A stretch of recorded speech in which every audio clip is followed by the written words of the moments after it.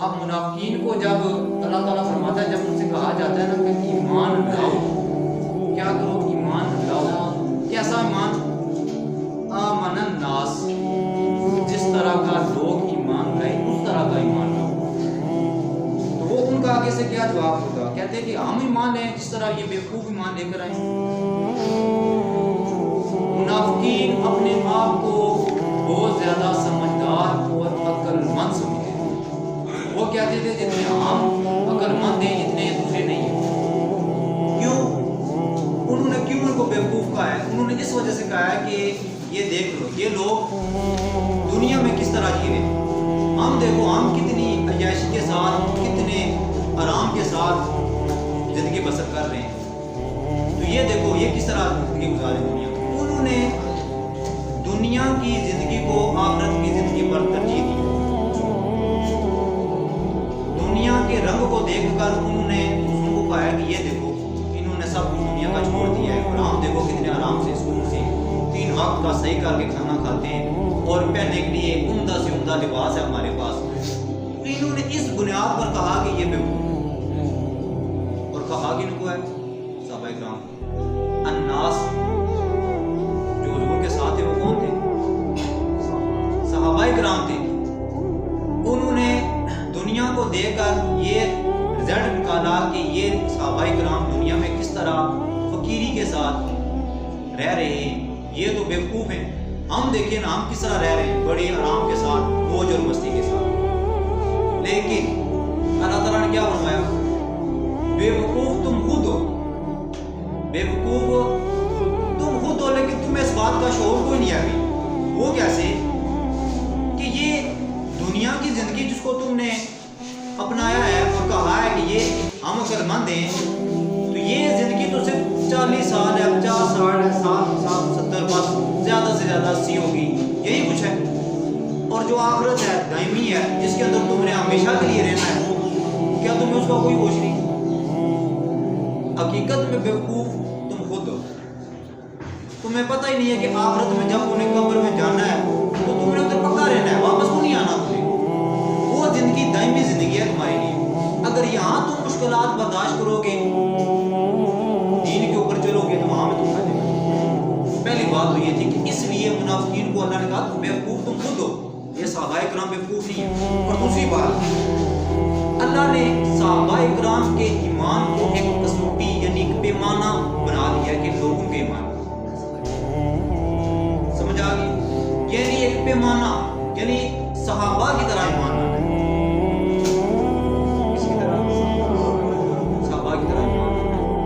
تو پتہ چلا صحابہ کا ایمان، صحابہ کا جو ایمان ہے وہ دوسروں کے ایمان کو جانچ پڑتال کرنے کے لیے ہے۔ تو لیکن اب اگر خود ہی لوگ کہیں کہ صحابہ کرام کا ایمان کوئی نہیں، اگر خود ہی ہم میں سے کچھ لوگ کہنا شروع کرتے ہیں صحابہ کرام کو دنیا کا جو غلبہ تھا انہوں نے یہ کیا ہے، انہوں نے وہ کیا ہے، تو پھر اللہ تعالیٰ صحابہ کرام کے ایمان کو کیوں ایک معیار قائم کرتا؟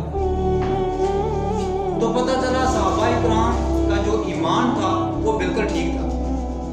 اگر اس دور کے اندر بھی اگر کوئی لوگ صحابہ کرام کے اوپر اعتراض کریں کہ صحابہ نے یہ دیکھے جی دنیا کے پیچھے لگ گئے تھے، یہ کیا تھا، وہ کیا تھا، جی صحابہ یہ ہیں، صحابہ وہ ہیں، تو پتہ چلا پھر آمن الناس یہاں سے مراد ہے صحابہ کرام کا ایمان ہے۔ تو پتہ چلا ان کے یہ باتیں بے بنیاد ہیں اور غلط ہیں۔ صحابہ کرام کا جو ایمان تھا وہ بالکل ٹھیک تھا، اسی لیے اللہ نے قرآن میں ان کا ذکر کیا ہے۔ آگے وَإِذَا لَقُوا الَّذِينَ آمَنُوا قَالُوا آمَنَّا، آگے پھر منافقین کی ایک اور بات کا اللہ نے ذکر کیا ہے۔ وہ کیا؟ جب وہ ایمان والوں کو ملتے نا تو کیا کہتے ہیں کہ ہم آپ کے ساتھ ہیں، لیکن جب اپنے شیطانوں کے ساتھ ادھر جاتے تو کیا کہتے ہیں ہم تمہارے ساتھ ہیں۔ ہم تو کیا کر رہے ہیں مسلمانوں کے ساتھ ہنسی مذاق کر رہے ہیں، استہزاء کر رہے ہیں، ہنسی مذاق کر رہے ہیں۔ تو اللہ تعالیٰ ان کے جواب میں کیا فرماتا ہے کہ اللہ تعالیٰ اللہ یستہزئ بہم، اللہ تعالیٰ بھی ان سے استہزاء کر رہا ہے، اللہ بھی ان سے ہنسی مذاق ہی کر رہا ہے۔ ٹھیک ہے، کیسے؟ ان کو ڈیل دیتا ہے فی طغیانہم یعمہون، کہ وہ اپنی سرکشی میں ہی بہتے رہے۔ جس طرح اب منافقین منافقین کے دیکھ لیں یہ دو پالیسی یہاں سے جائے وہ کیسے منافقین کو صرف اپنی ذات کے ساتھ کرتے ہیں. جو منافق ہوتے ہیں نا وہ اپنے بارے میں سوچتے ہیں, ان کو کسی دوسرے کے بارے میں کوئی خیال نہیں. کیوں؟ آپ دیکھ لیں یہاں پر انہوں نے کیا کیا, وہ صحابہ کرام کے پاس آتے, حضور کے پاس کیا آتے تو ہم آپ کے ساتھ.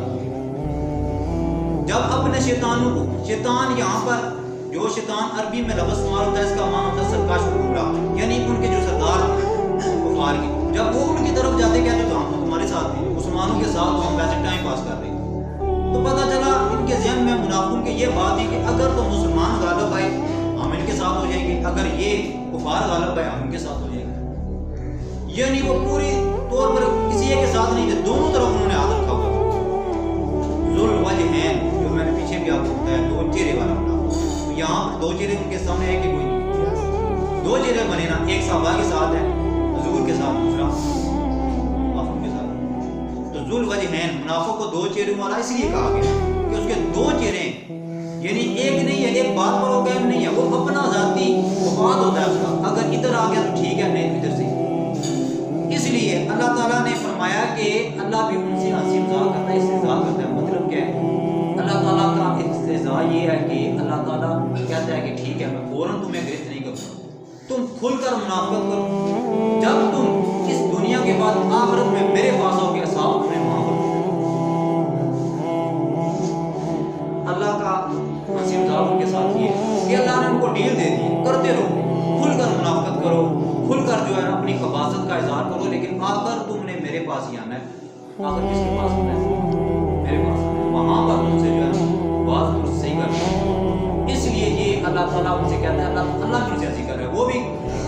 وہ کیا کہتے ہیں, وہ کہتے ہیں کہ ہم بھی ہنسی مذاق میں کبھی ادھر ہیں کبھی ادھر ہیں, نہ ادھر نہ ادھر. اللہ بھی کہتا ہے ٹھیک ہے